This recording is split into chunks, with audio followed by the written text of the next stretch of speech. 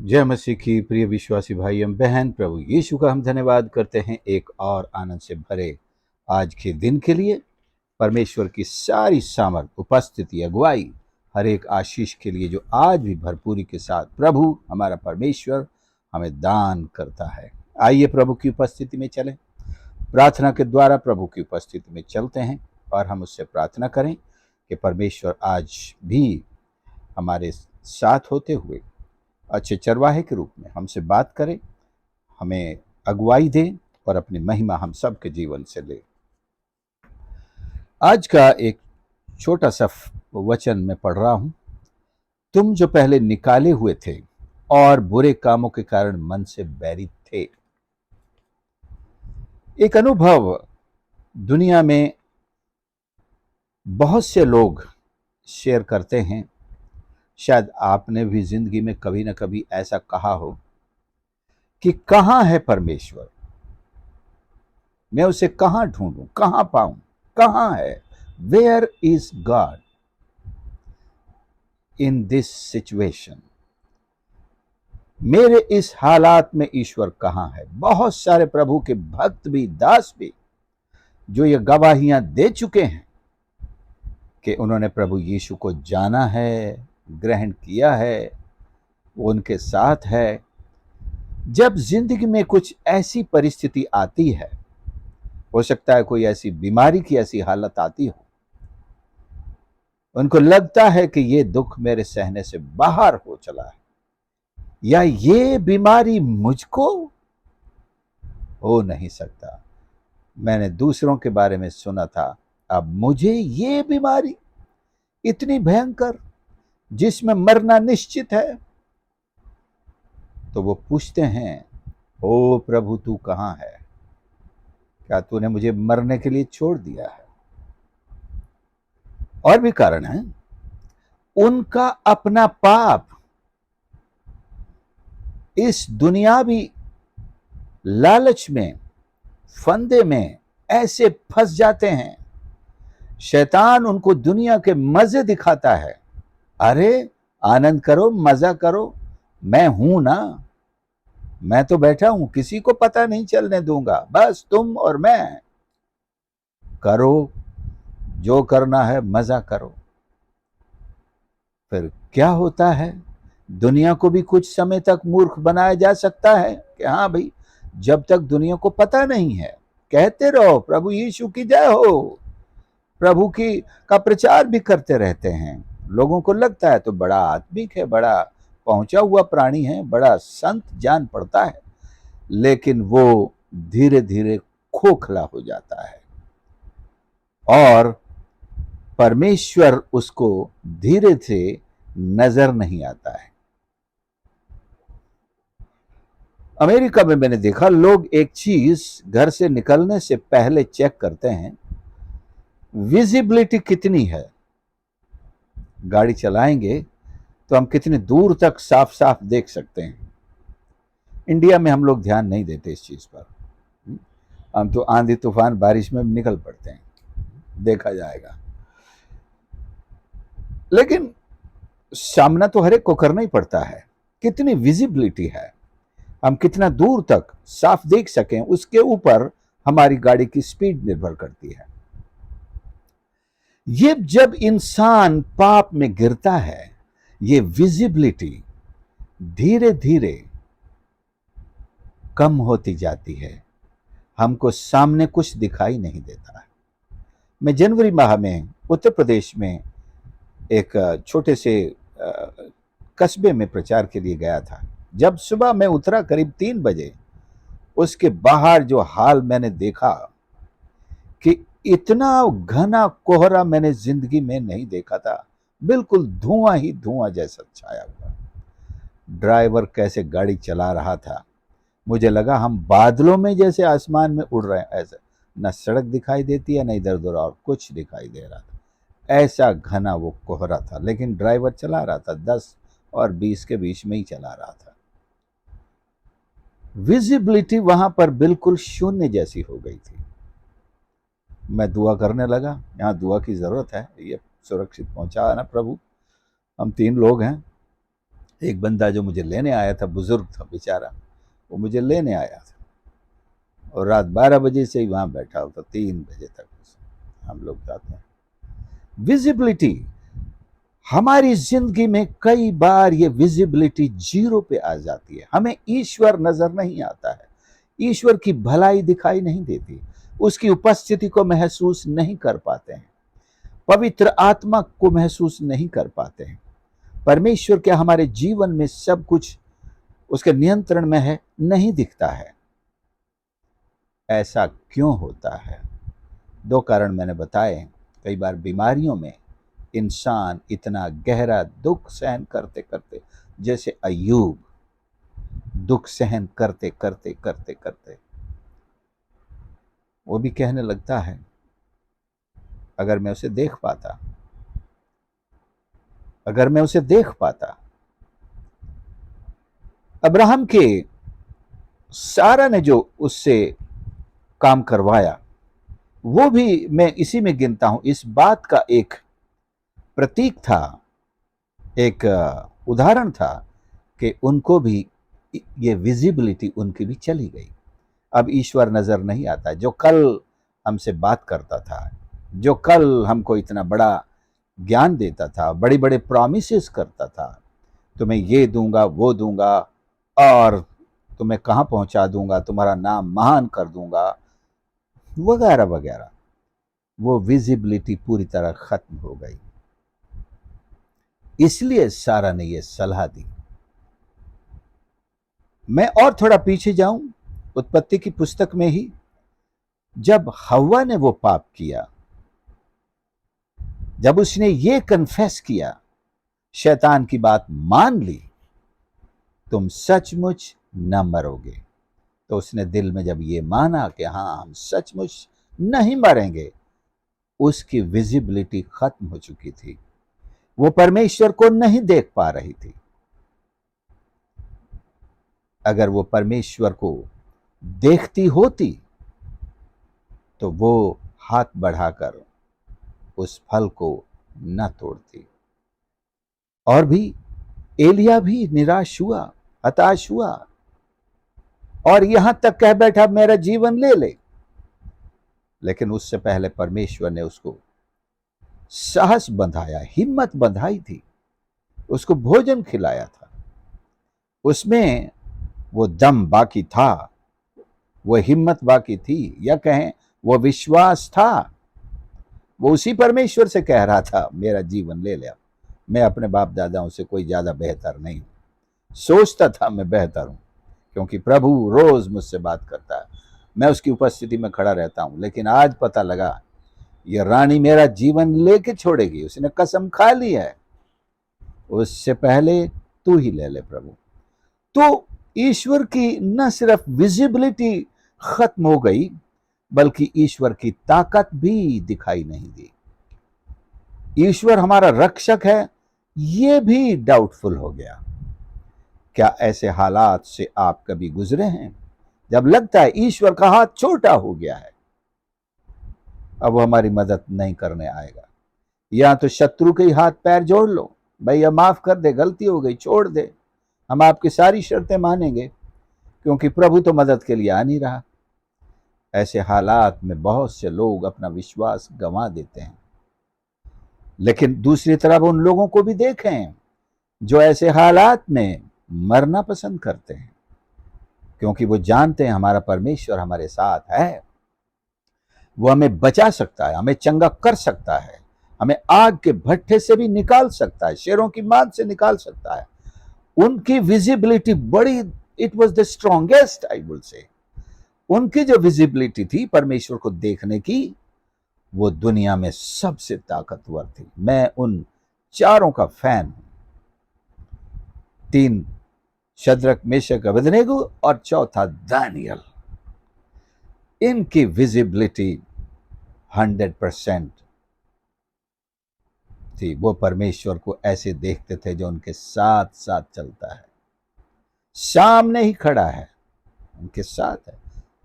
और प्रभु यीशु की विजिबिलिटी बिल्कुल साफ थी, दिखाई दे। स्वर्ग में विराजमान परमेश्वर को देखते थे, उनको देखते हुए काम करते थे। उन्होंने ये नहीं कहा कि प्रभु इन संकटों में तू कहां है। हाँ, एक बार उनके मुंह से आवाज निकली, हे परमेश्वर, हे मेरे परमेश्वर, तूने मुझे क्यों छोड़ दिया। लेकिन उसमें ये तलखी नहीं थी कि परमेश्वर कहीं दूर चला गया है। वो एक भविष्यवाणी थी जिसको प्रभु यीशु पहले ही जानते थे कि एक पल के लिए ईश्वर अपना मुंह मुझसे जरूर मोड़ेगा, क्योंकि जब मैं सारी दुनिया के गुनाह अपने ऊपर लेकर वो प्रायश्चित कर रहा होऊंगा, और जिसे परमेश्वर देख नहीं सकता, एक पल के लिए वो ऐसा जरूर करेगा, ताकि फिर किसी भी विश्वासी को वो दोबारा न छोड़े और कभी न छोड़े। ऐसा लिखा भी है, एक पद में सुनाना चाहता हूं, जहां पर लिखा है, परमेश्वर हमको कभी नहीं छोड़ेगा और कभी ना त्यागेगा। उसने कहा है, इब्रानियों की पत्री 13:5 में हम पढ़ते हैं, Hebrews 13:5, It says here, तुम्हारा स्वभाव लोभ रहित हो जो तुम्हारे पास है उसी पर संतोष करो, क्योंकि उसने आप ही कहा, मैं तुझे कभी न छोड़ूंगा और न कभी तुझे त्यागूंगा। यह विश्वासी के साथ परमेश्वर की प्रतिज्ञा है, कभी न छोड़ूंगा और कभी न त्यागूंगा। फिर हमारा सवाल यह है कि ऐसा क्यों लगता है। हम चंगाई मांगते हैं, चंगाई नहीं मिलती है। हम कोई और आशीष मांग रहे होते हैं, सालों गुजर गए होते हैं, आशीष नहीं मिल रही है। कई कहते हैं, मुझे बस तेरे दर्शन दे दे, मुझे तू अपना चेहरा ही दिखा दे, मैं मान लूंगा। नहीं मिलता है। प्रभु कहता, धन्य है वे, चेलों से कहा, जिन्होंने बिना देखे मुझ पर विश्वास कर लिया कि मैं जीवित हो उठा हूं।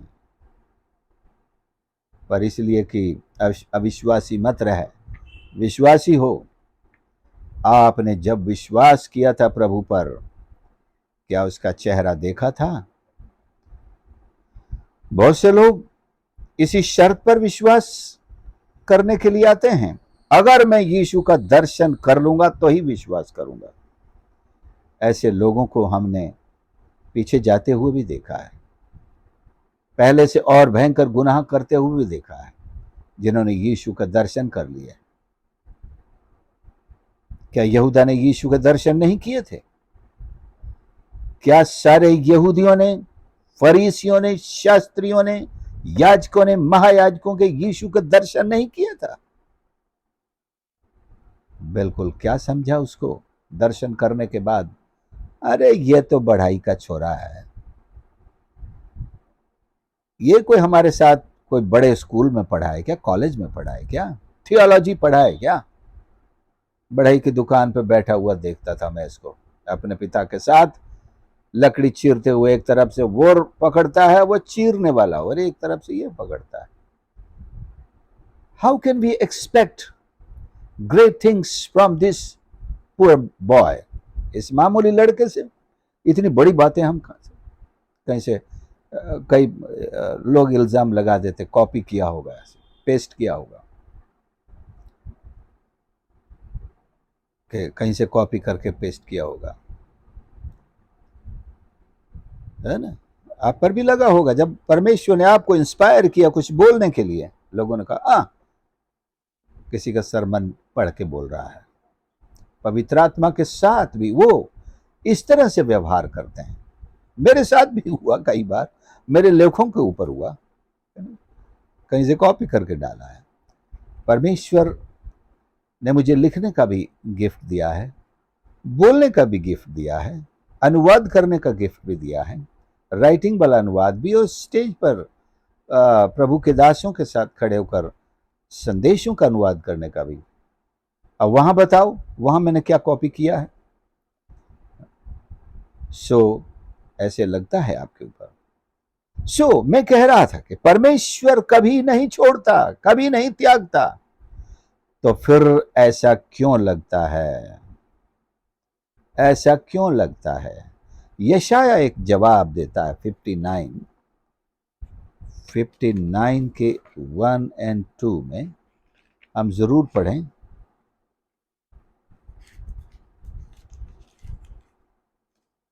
Yes, here we are. देख, not 60, 59 is here. यहोवा का हाथ ऐसा छोटा नहीं हो गया कि उद्धार न कर सके, न वह ऐसा बहरा हो गया कि सुन न सके, परंतु तुम्हारे अधर्म के कामों ने तुमको तुम्हारे परमेश्वर से अलग कर दिया है। यहां पर है टोटल विजिबिलिटी जीरो हो गई है। तुम्हारे पापों के कारण उसका मुंह तुमसे छिपा है, वो नहीं सुनता। तुम्हारे पाप, तुम्हारे अपराध, तुम्हारे हाथ हत्या से, तुम्हारी उंगलियां अधर्म के कामों से अपवित्र हो गई हैं। तुम्हारे मुंह से झूठ, तुम्हारी जीभ से कुटिल बातें निकलती है। कोई धर्म के साथ नालिश नहीं करता, न कोई सच्चाई से मुकदमा लड़ता है। ये हाल है। वे मिथ्या पर भरोसा रखते हैं, झूठी बातें बकते हैं। उसको मानो उत्पात का गर्भ रहता है, यानी कि कुछ फल निकलेगा तो उत्पात ही निकलेगा। और वे अनर्थ को जन्म देते हैं। सांप इनके अंडे सेते हैं, मकड़ी के जाले बनाते हैं। जो कोई उनके अंडे खाता है वो मर जाता है। जब कोई एक को फोड़ता है उसमें से सपोला निकलता है। और कहते हो, कहां है परमेश्वर? हे दुचित्तो, अपने हाथों को साफ करो, अपने हृदय को साफ करो, शुद्ध करो। परमेश्वर शुद्ध मन वालों को दिखाई देता है। परमेश्वर निर्मल हृदय वालों को दिखाई देता है। परमेश्वर हम में से किसी से भी दूर नहीं है। पौलुस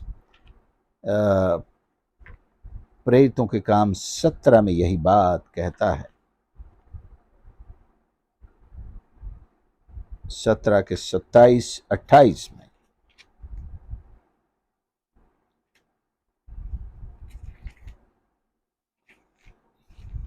यहां पर लिखा हुआ है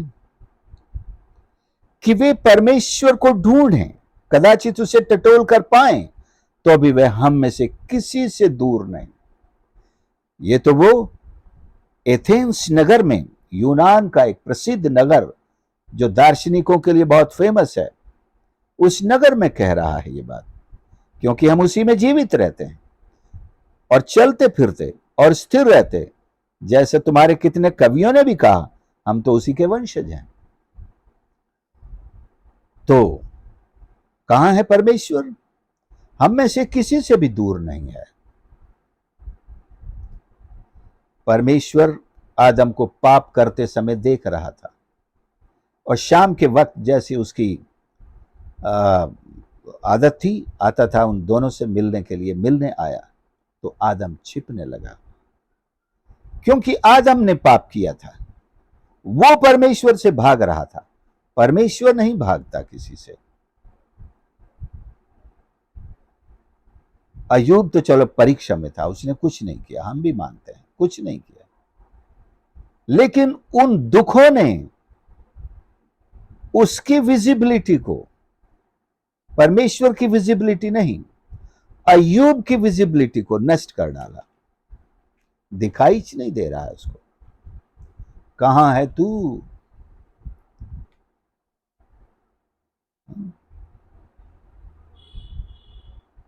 यिर्मयाह 29 अध्याय में हम चलें।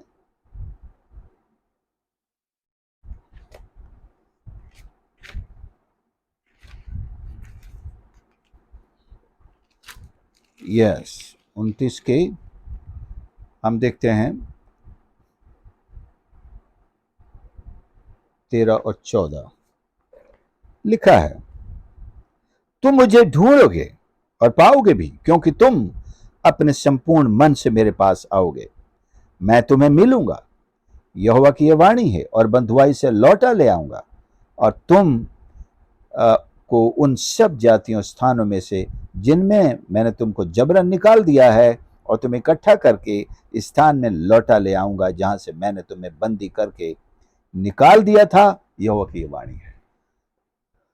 क्योंकि इन्होंने परमेश्वर को विस्थापित कर दिया था, अपने दिल से निकाल दिया था, अपने देश से निकाल दिया था, और पड़ोस के देवी देवताओं को इन्होंने अपने देश में स्थापित कर दिया था।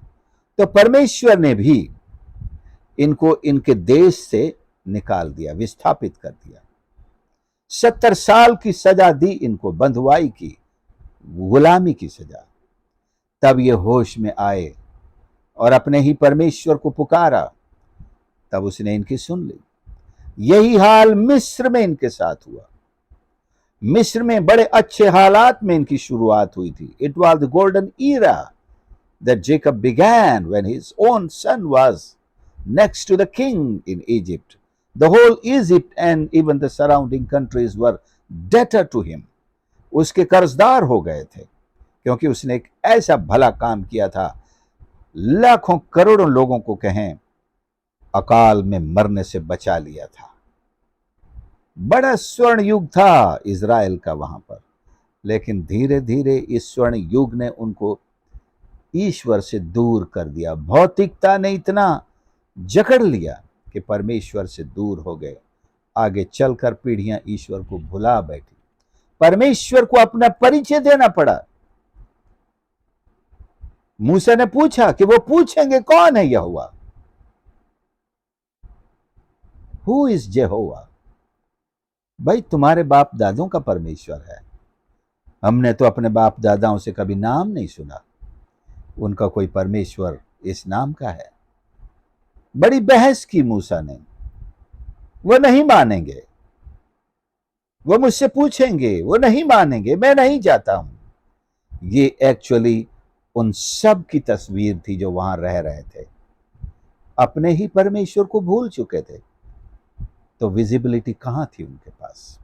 उनको ईश्वर कहीं दिखाई नहीं देता था, क्योंकि वो अपने गुनाहों में, अपने पापों में परमेश्वर से इतने दूर होते चले गए। और जब कोई भी मुसीबत उन पर आई, तब वो सोचते हैं कि परमेश्वर तक हमारी पुकार अब पहुंचने वाली नहीं। सो हम क्या करें? इस तरह से जब हमारा दिल असफल होने लगे, फेल होने लगे, परमेश्वर यही कहता है, मैं तुझे नहीं छोड़ूंगा। My flesh and my heart will fail, but God is the strength of my heart and my portion forever. ये विश्वास मुझ में बना रहे कि परमेश्वर मेरा चरवाहा है। चाहे मैं घोर अंधकार से भरी हुई मृत्यु की वादी से होकर गुजरूं, तू मेरे साथ रहता है। भले दर्शन न दिखाई दे, तो भी परमेश्वर मेरे साथ है। एक मित्र की कहानी अक्सर प्रचारक लोग सुनाते हैं कि एक विश्वासी था जो रोज शाम को परमेश्वर के साथ घूमने के लिए समुद्र किनारे जाते थे।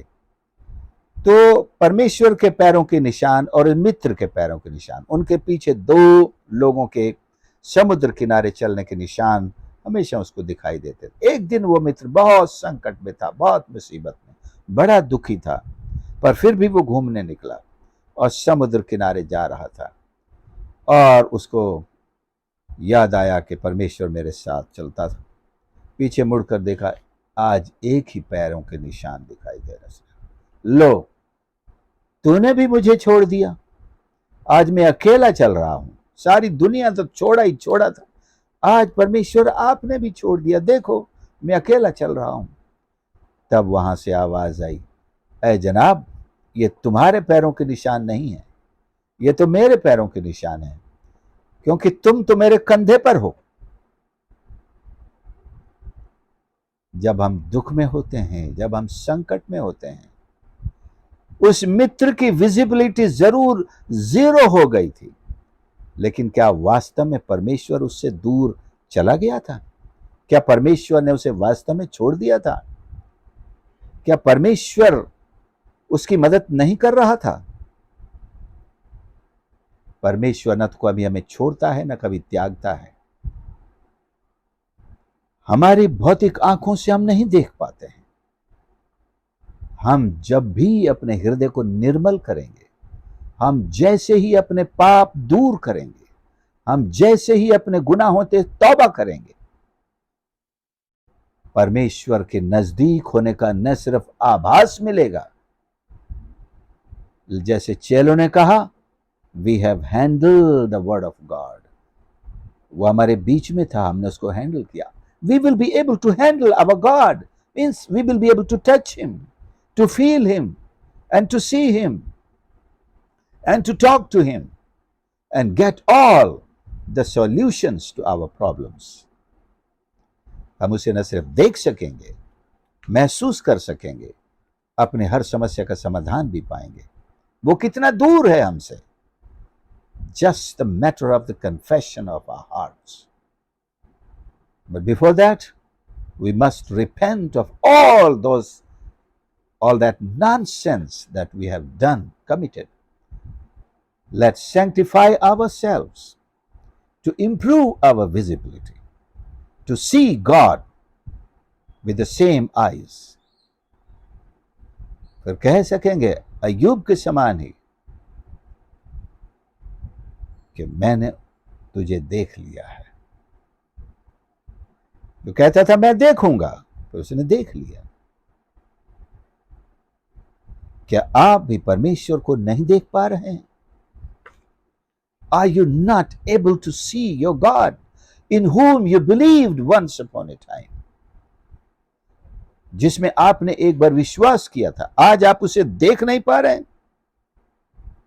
तो आइए हम ये प्रार्थना करते हैं, Lord have mercy on me. I repent of all my sins, ungodliness. अपने सारे अधर्म से तौबा करता हूं, सारे अपराध और पाप तेरे सामने मान लेता हूं। शरीर की सारी उन अभिलाषाओं को, आंखों की अभिलाषाओं को, जीविका के घमंड को आपके सामने मान लेता हूं, छोड़ देता हूं। मुझे क्षमा कर, मुझे माफ कर, तेरे लहू से मुझे धो दे प्रभु, बाहर से और अंदर से मुझे पवित्र कर, धो दे खुदावंद। Wash me clean, I come at your feet, at the feet of your cross, just as I am. मैं जैसा हूं, मैं तेरे पास आता हूं प्रभु। मेरी विजिबिलिटी को रिपेयर कर दे प्रभु जी, इंप्रूव कर दे प्रभु जी। मेरी आंखों में वो सुरमा डाल दे जो केवल तेरे पास है प्रभु। प्रकाशित वाक्य में जैसे कहा, वो सुरमा मेरी आंख में डाल दे कि मेरी आंख तेरा दर्शन कर सके, तुझे देख सके। I believe in you once again, Lord Jesus. I come back to you, my Father. हर एक सुनने वाले को आशीष कर प्रभु जी, उनकी विजिबिलिटी को रिपेयर कर, उनकी आंखों की दृष्टि को सही कर दे, वह तुझे अपने आमने सामने देखने पाए कि तू किसी भी विश्वासी से दूर नहीं है। सबके पापों को मिटा डाल। पवित्र आत्मा सहायता कर कि लोग अंगीकार करें कि वे कहां गिरे हैं, देख सकें कि कहां गिरे हैं, तौबा कर सकें। यदि उन्हें तौबा करना नहीं आता है, तू सिखा दे प्रभु जी। You lead them to confess and repent of their sins. Bless us. प्रभु यीशु के नाम से प्रार्थना मांगते हैं, आमीन। प्रभु आप सबकी मदद करें। प्रभु का धन्यवाद करता हूं, आपने संदेश को सुना। कृपया दूसरों के साथ जरूर शेयर करें और इस चैनल को सब्सक्राइब जरूर करें। प्रभु आप सबको आशीष दे। God bless you.